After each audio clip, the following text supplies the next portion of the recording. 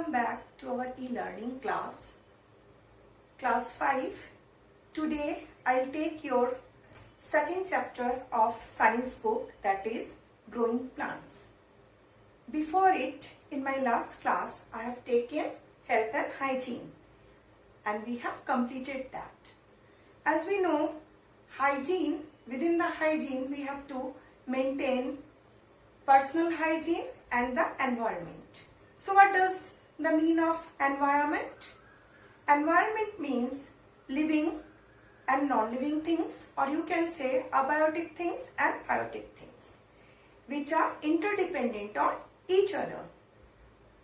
But when we see what are the biotic things, these are animals and plants. We know animals are totally dependent on plants. Human beings are especially dependent on plants for each and everything. So what are the things we are getting from the plants? Medicine we getting it from the plant. Whatever the food items, maybe it is vegetables, maybe it is cereals, grains, fruits, whatever the things for eating we are getting from our plants. And the most important, air or the gas, oxygen, that is produced by the plant. So these all necessary things we are getting from the plants. So plants are very much needed for our life. Even in the house in which we live, all the furnitures, whatever the clothes we are wearing, these all are produced by, or these all we are getting from the plants. So we are totally dependent on plants. That is the reason we have to produce more and more plant, and we have to plant lots of trees or plants. So how we will grow the plants? That is our chapter 2, growing plants. So there are so many ways to produce plants or to grow plants. These are, we know if we sow the seed, the plants grow. That means seeds are responsible for growing the plants. But there are some other ways to grow plants. These are maybe the plants, in few plants we can see there are some other parts like stem, like roots, leaves, and sometimes buds, they are also growing, or these parts are also giving the other plants, or growing from these parts we can grow other plants. So there are some other vegetative parts are there which are responsible for growing some kinds of plants, but mainly we grow plants from the seeds. So these plants grow from the seed, we come to know, but before that we should know what is the structure of the seed and from which parts of the seeds are growing the plant, and which parts are helping to grow the plant and supplying the food and other necessary things to seed for growing the plant. So at first we come to know these from the structure of the plant. So what is the structure of a seed? If we sow a seed like gram or any beans, and very next day we will see that seed will become swollen. The first part is just a pea. When we get it off from this seed, we can see the internal structure. So what type of internal structure is that? Refer to page 14, see this structure. This is the structure of the seed. What are there? The first outer part is actually seed coat, or the peel off, or the whatever the covering portion of the seed, that is seed coat, which covers the seed and it protects the seed. Now, if you will see here in the side of the seed, there is a small pressed portion, or you can see a scar over here. And just above the scar, there is a hole or a tiny hole which is called micropyle. So this is the seed coat.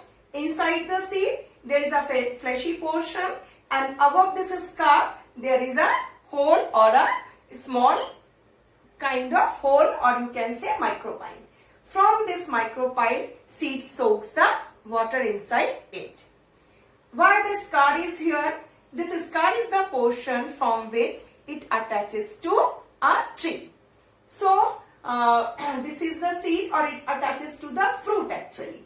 So, seeds are usually inside the fruit. Now, this hole allows to enter the water inside the seed and it becomes phloem. Now, first, when we are taking out the covers of the seed, the first part should be get off, that is seed coat. At first, we will get the seed coat. When we will remove and open the seed, we will see there are two portions. What are these two portions? These two portions are cotyledons. Okay? These cotyledons are fleshy enough and they provide food to seed. Now, these both portions are fleshy and they are providing food to seed. Now, inside the seed coat, fleshy seed leaves and the cotyledons are found. This is the food for the growing baby plant. So, where is the baby plant? See, within these two seed coat, or within these two cotyledons, you will see there is a small structure. One protruding structure is going downward and one structure is getting upward. So, the structure which is getting down or towards the earth, that structure is straight towards the earth.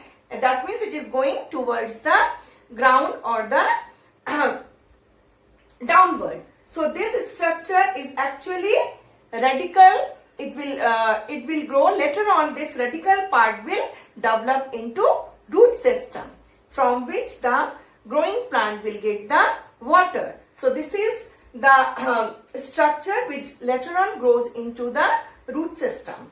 And the upper portion of this part, you will see there are two structures. Actually, these are the small seed leaves. And this will grow upward on, you can say these are the plumule section, or this part is called the plumule, which later on develop into the stem. And from this stem, we will see branches are growing, leaves are growing, buds are growing. So, the total outer portion of the tree, which we can see, these all portions or these all parts are grow from this plumule, or this is the upper part of the baby plant. And this total structure is called baby plant, where we can see two parts. One is going downward, other part is going upward. And this is the baby plant. Actually, it is hidden in the seed. So, how it will grow? When these two cotyledons will provide enough food to this seed, growing embryo or growing seed. So, this seed, this part will grow into a baby plant. But unless and until this baby plant will grow its own leaves, this baby plant cannot make its own food. So, unless and until it will grow, or the leaves, small leaves will grow into on this tree or the baby plant, till that time these two cotyledons will provide food to this baby plant, or the total food will be provided by the cotyledons to the growing plant. Now we will see there are so many kinds of seed, but mainly we will see the type of the cotyledons. There are two kinds of seeds. One is dicotyledons and another type is monocotyledon. So, how we will identify which seeds are dicotyledons and which are monocotyledons? Dicotyledon seeds having two cotyledons, or you can say when we will open the seed coat, we will find two parts of the seed, and they both parts are called the cotyledons. As they are two parts, that's why these are called dicotyledon seed. Like gram is there, peas are there, they all are dicotyledon seeds. But what about the monocotyledon seeds? Monocotyledon seed means the seed cannot be divided into two parts. It will have only a single seed. Like the rice is there, Matars are there, and you can say maize is there. So these all are monocotyledon seed. Wheat is also a monocotyledon seed. Now I have made one big structure for you to understand the structure of the seed. So see the structure carefully, and I will elaborate the parts of the seed. At first, this one is the whole seed. You can see outer side is, this side is covered by the seed coat, or this is the seed. Total seed is covered by the seed coat, or you can see the outer side of the seed. Now there is a scar, and this scar is actually the portion from which the plant, this seed attaches to the fruit, or the fruit attaches to the plant. Now this is tiny hole which is just above this scar, and this tiny hole is called micropyle, and from which the seed gets water or soak the water inside the seed. Now if we are opening this seed, we can see, as this is the structure of dicotyledon seed, we can see two cotyledons are there, and in between this structure is called the baby plant or embryo. And this embryo, we can see two parts. One part which is growing downward, this part is called the radicle of the baby plant, and this part is upper portion, or this is the shoot system. It will become the shoot system, and this part is called the primule. So these two part is making the baby plant, which is hidden within these two cotyledons. So it is the inside structure of a seed. See that carefully. Only three parts are there. Outer part is seed coat. Inner part, there are two cotyledons, and within these two cotyledons, baby plant or the embryo is there, which will grow later on into a baby plant, and this baby plant will further become a plant and then a big tree. So this is the structure of seed. Now we come to know there are two kinds of seed, monocotyledons and dicotyledons. And there are, if we see one tree, there are so many fruits. So a tree can produce lots and lots of seeds. Is it all seeds become growing into a new plant? No. So what are the reasons why they are not growing into, all these seeds are not growing into a new plant?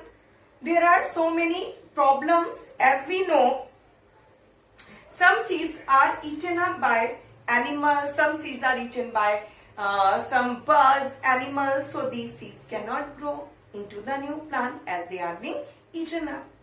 Next one, some maybe get destroyed by wind or rain. Maybe a seed which will grow on ground or on the land, it will go and it will just disperse and go inside the water, so it will become destroyed. Sometimes rain and excessive heat are not proper for the growth of the seed into the new plant.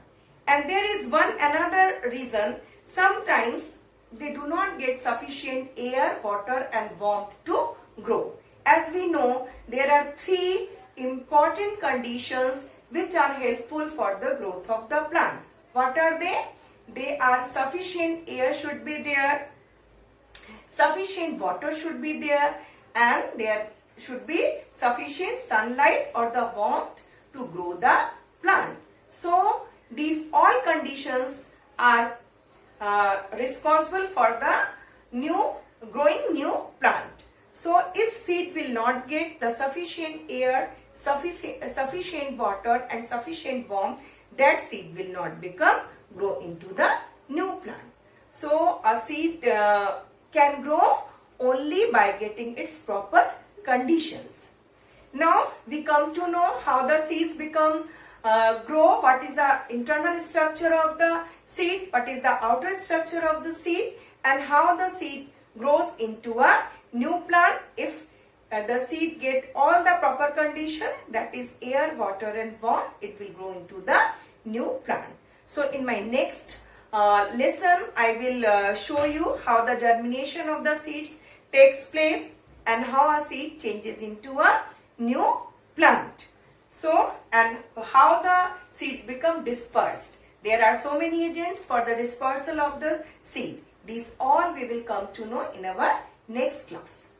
Okay, thank you. Bye bye.